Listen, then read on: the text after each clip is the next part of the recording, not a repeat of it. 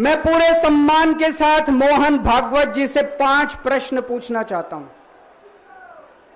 और आपका समर्थन चाहता हूं। अगर मैं कोई गलत प्रश्न पूछूं तो बता देना, और सही प्रश्न पूछूं तो मैं आपसे हाथ खड़ा करवा के पूछूंगा। मेरा पहला प्रश्न है मोहन भागवत जी से। जिस तरह मोदी जी देश भर में लालच देके या ईडी और सीबीआई की धमकी देके, डरा के दूसरी पार्टी के नेताओं को तोड़ रहे हैं, पार्टियां तोड़ रहे हैं, सरकारें गिरा रहे हैं, क्या यह देश के लिए सही है? मैं मोहन भागवत जी से पूछना चाहता हूं, क्या आप नहीं मानते कि यह भारतीय जनतंत्र के लिए हानिकारक है? पूछना चाहिए कि नहीं पूछना चाहिए मोहन भागवत जी से? मेरा दूसरा प्रश्न है उनसे। देश भर में सबसे भ्रष्टाचारी नेताओं को मोदी जी ने अपनी पार्टी में शामिल करवा लिया। जिन नेताओं को कुछ दिन पहले मोदी जी ने खुद सबसे भ्रष्टाचारी बोला, जिन नेताओं को अमित शाह जी ने खुद भ्रष्टाचारी बोला, कुछ दिन के बाद उनको बीजेपी में शामिल करा लिया। मैं मोहन भागवत जी से पूछना चाहता हूं, क्या इस प्रकार की राजनीति से आप सहमत हो? क्या आपने कभी ऐसी बीजेपी की कल्पना की थी? पूछना चाहिए कि नहीं पूछना चाहिए मोहन भागवत जी से?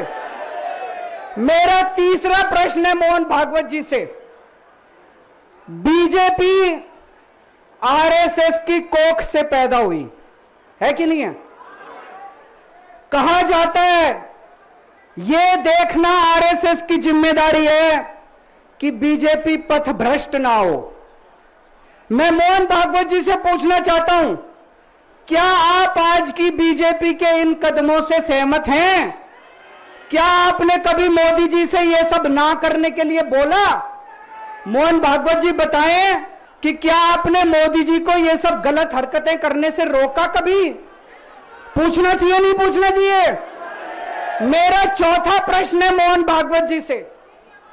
जेपी नड्डा जी ने लोकसभा चुनाव के दौरान उन्होंने कहा कि बीजेपी को अब आरएसएस की जरूरत नहीं है।